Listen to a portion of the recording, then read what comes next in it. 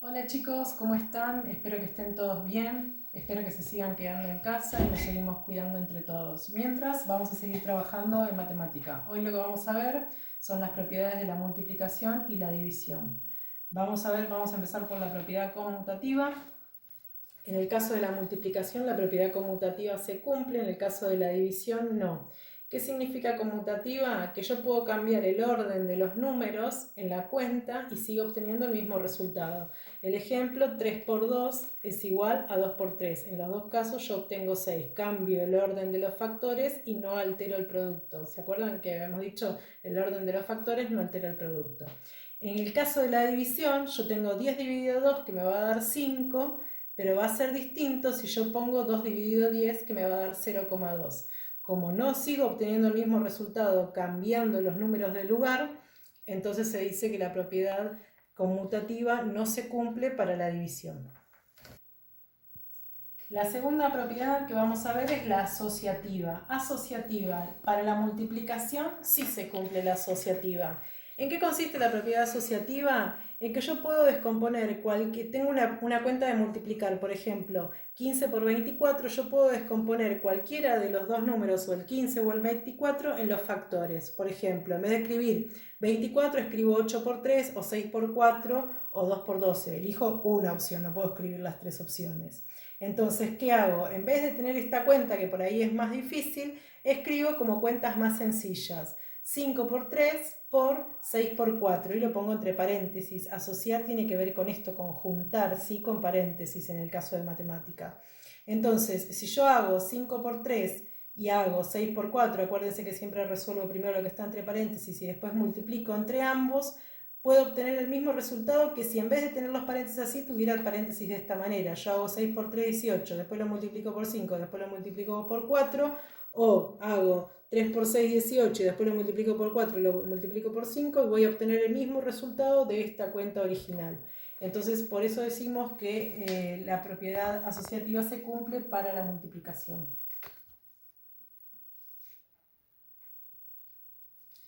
En el caso de la división, la propiedad asociativa no se cumple, ¿sí? Solamente se cumple que yo pueda descomponer el divisor en sus factores, en este caso así. Por ejemplo, yo tengo 450 dividido 50. Yo puedo escribir 450 dividido 5 dividido 10. El 5 y el 10 me componen el 50, porque 5 por 10 es 50. Entonces, yo puedo hacer esto, 450 dividido 5 dividido 10. De esta manera obtengo el resultado de esta cuenta, que por ahí no me sale tan rápido ni tan fácil, de una manera más rápida. Ahora, ¿qué pasa con la asociativa? Tienen que intervenir los paréntesis. Si el paréntesis interviene de esta manera, que me queda 450 dividido 5 dividido 10, y está justamente 450 dividido 5, que es lo primero que tengo que hacer porque está entre paréntesis, voy a obtener el mismo resultado que esto. Pero si el paréntesis está acá, me queda 450 dividido lo que está entre paréntesis, sí o sí voy a tener que resolver primero esto. Y después a 450 dividirlo por ese resultado. Y entonces ahí no se cumpliría la propiedad. Entonces ustedes saben que cuando hay un caso para el que no se cumple, se dice entonces que no se cumple la propiedad para la división. Y la última propiedad que vamos a ver es la distributiva. La vamos a analizar primero otra vez con respecto a la multiplicación. Yo tengo una cuenta, por ejemplo, 800 por 16.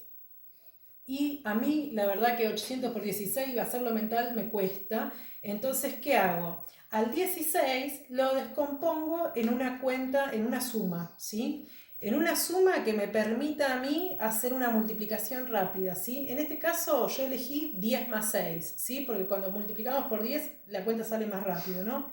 Entonces, en vez de escribir 800 por 16, ahora escribo 800 por, entre paréntesis, para que siempre se resuelva esto primero, 10 más 6. ¿Y cómo se hace? Que la propiedad distributiva dice que yo a este número lo tengo que multiplicar por cada uno de los sumandos. Entonces, ¿cómo me quedaría? 800 por 10 más 800 por 6. Entonces, 800 por 10 me sale rápido, me sale 8000. Y 800 por 6 me sale 4800. Entonces, después sumando esto y sumando esto, obtengo más rápido el resultado que haciendo solo esto. Entonces, fíjense, esto es descomponiendo uno de los números en una suma. Pasa lo mismo si yo descompongo uno de los números en una resta. Yo tengo acá, por ejemplo, 408 por 17 y puedo descomponerlo como si fuera 20 menos 3 el 17. Entonces, ¿qué haría después? 408 por 20 menos 408 por 3. Cuando yo haga esta cuenta y haga la resta entre ambos, voy a obtener esto. Quizás este cálculo lo puedo hacer mental y no tengo necesidad de llegar al papel o tener que utilizar una calculadora. Entonces, volvamos otra vez a esta cuestión. La propiedad distributiva se cumple para la multiplicación. En el caso de la división no se cumple la propiedad distributiva, solamente me va a permitir, digamos, aplicar la propiedad distributiva cuando yo descompongo el dividendo, ¿sí? El número que voy a dividir. Al número que voy a dividir sí lo puedo descomponer en una suma y después a cada una de las partes del sumando la tengo que dividir por ese divisor que tenía la cuenta original. En este caso yo, por ejemplo, hice que 408 sea 204 más 204. Entonces me queda 204 más 204 dividido 17. Por la propiedad distributiva dice que yo a cada uno de ellos lo tengo que dividir por 17, entonces quedaría 204 dividido 17 más 204 dividido 17. Y esto me da exactamente igual que esto. Es en el único caso que se cumple la propiedad distributiva. Para otros casos no se cumple, entonces por eso también se dice que la división no es distributiva. Bueno, y ahora que ya vimos las propiedades, vamos a volver al libro, vamos a volver al capítulo 1, página 14, 15, 16 y 18. En la página 14 van a seguir otra vez con esta cuestión que veníamos trabajando del valor posicional de los números. Y en el ejercicio 18 van a hablar de la descomposición de números haciéndolo por la multiplicación de la unidad seguida de ceros. ¿Qué es esto de la multiplicación por la unidad seguida de ceros? Es lo que decían siempre. Tenían un número multiplicado por 1000. Entonces, ¿cómo encontraban rápido, aplicando una estrategia, el resultado de eso?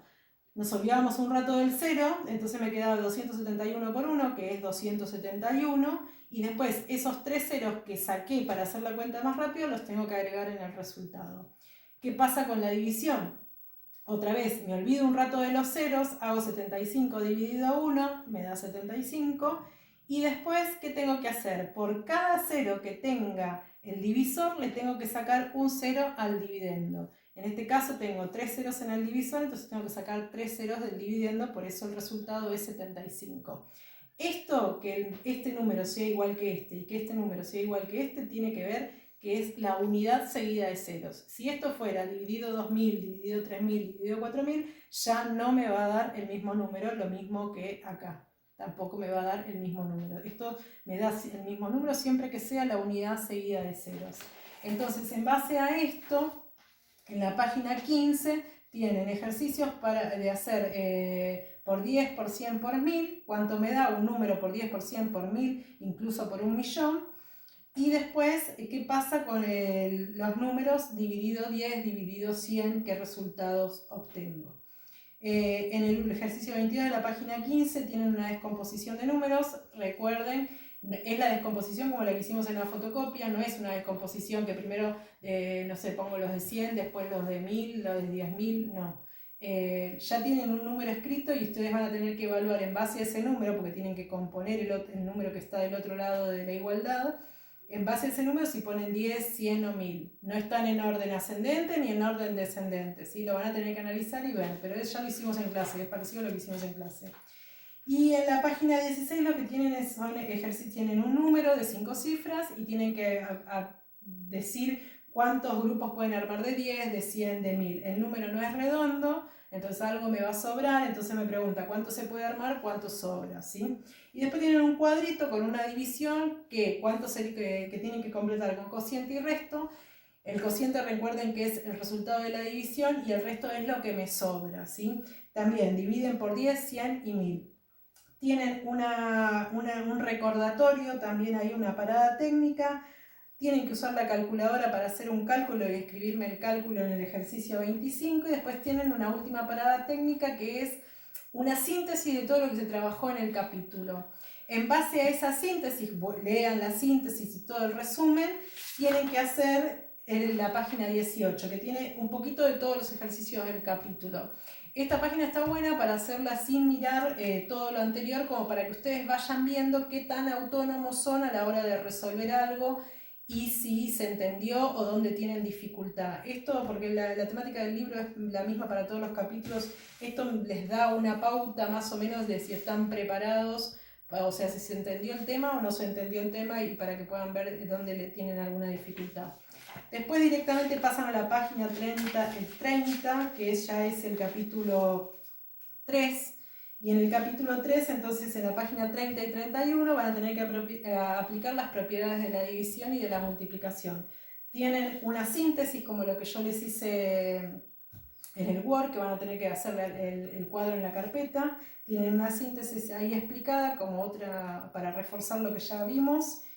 Y eso en cuanto a matemática. Después, en la segunda parte, tienen que mirar un video parecido a los otros que vimos, de cómo se resuelven distintas situaciones. La idea es que podamos abrir un poco la cabeza, ser un poco creativos a la hora de resolver y que empecemos a dudar de lo que a veces parece tan obvio o que es la respuesta obvia y que puede llegar a ser algo muy sencillo, o a veces nos complicamos un montón tratando de resolver algo y era súper sencillo de resolver. En ciencias naturales vamos a seguir con los sistemas de órganos. En este caso vamos a ver el sistema circulatorio. Para eso van a leer lo que dice la página 38 y 39 y vamos a seguir trabajando como veníamos, resolviendo las dos actividades que tienen al final de la página 39, donde en base a la lectura tienen que indicar si las afirmaciones que tienen ahí son correctas o incorrectas, y explicar, justificar una respuesta, ¿sí? Todo eso es en base a la lectura. Recuerden buscar los términos desconocidos en el diccionario. En la página 40 y 41 tienen el corazón y tienen el circuito mayor y el circuito menor, que son los circuitos de la circulación. En base a esa lectura, siempre recuerden que eso que están negritas es importante, son pequeñas, son esas palabras claves a recordar. Tenemos que hacer los ejercicios 7, 8 y el 9 solamente el punto A. En el ejercicio 7 van a tener que hacer un cuadro donde van a tener que comparar el circuito mayor con el circuito menor. ¿Y qué es lo que van a comparar? Van a comparar el lugar donde se inicia, o sea, donde se inicia uno, donde se inicia el otro. El destino de la sangre, o sea, la sangre del circuito mayor hacia dónde va y la sangre del circuito menor hacia dónde va. Y el tipo de sangre que transporta, ¿sí? No les voy a decir porque sale de la lectura, es muy sencilla la lectura. En el punto 8 les hace una pregunta en base a la lectura. Van a tener que analizar un poquito, pero es muy sencilla y en base a esa lectura tienen que poder contestar esa pregunta 8. En el punto 9 tienen para ingresar en un enlace que es como un GIF que muestra el recorrido adentro del corazón con una flechita, ¿no? Adentro del corazón de la sangre.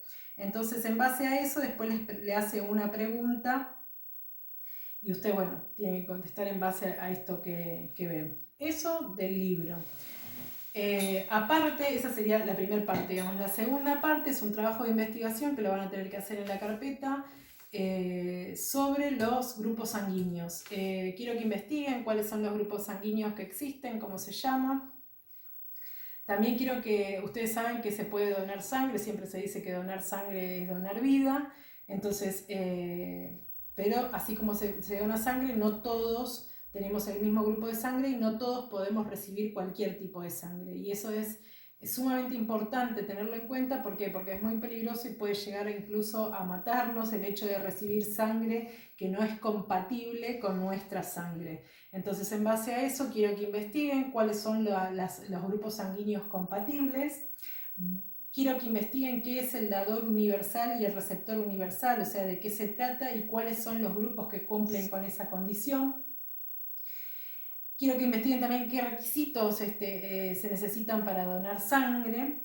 Y después vienen dos preguntas personales, pero siempre contestado desde la ciencia, ¿no? Desde alguien que no leyó nada o cualquier persona que puede pasar caminando por la calle y que nunca leyó un libro de ciencias naturales. Primero, algo muy personal, que si ustedes estuvieran en condiciones de donar sangre, si les daría miedo y qué les daría miedo de donar sangre, ¿no? Igualmente ustedes no cumplen con los requisitos para donar sangre, van a ver cuando investigan, pero bueno, si pudieran, ¿qué miedos les generaría ese tipo de cuestión? O por lo menos, no sé si miedos, pero por lo menos qué interrogantes o qué cosas quisieran saber o no lo harían porque, no sé, me duele el pinchazo, por ejemplo, ¿no? Y después que piensen y que escriban qué pasaría si no tuviéramos sangre y por qué, ¿sí? Vuelvo a reiterar la pregunta de qué nos pasaría en el sentido de que lo puedan contestar desde un lugar científico. No me pongan que nos moriríamos, ¿sí? La idea no es esa porque esa contestación no es una contestación científica. Mi idea es que ustedes me expliquen por qué es importante la sangre en nuestro cuerpo, ¿sí? Piensan en la función que tiene y todo eso sale de la lectura, ¿sí? Y de la investigación que ustedes hagan. Entonces, bueno, ¿qué pasaría si no tuviéramos sangre? ¿Qué nos pasaría en el cuerpo? ¿Qué cosas no se podrían hacer en este cuerpo? ¿Y por qué? ¿Sí? Porque ahí van a tener que hablar un poco de la función de la sangre. Bueno, creo que tienen para entretenerse en esta próxima semana. Se sigue extendiendo la cuarentena, así que vamos a seguir por esta vía comunicándonos. Espero que podamos hacer alguna videoconferencia por Zoom, ya veremos con qué pretexto, aunque sea para verlos y para ver cómo estamos, nos volvamos a ver. Fue muy lindo verlos esta semana, se los dije por Zoom. Se extraña mucho el aula y el contacto uno a uno y las ocurrencias y las cosas que a ustedes se les ocurren o las preguntas que por ahí a ustedes les surgen y todo este tipo de cosas que se dan en el aula nada más. Así que bueno, pero bueno, seguiremos por un tiempo de esta manera. A los que me pidieron que me suscriba, ya me voy a suscribir. Y a todos les mando un beso enorme. Espero que estén todos bien, sigan cuidándose. Los quiero mucho.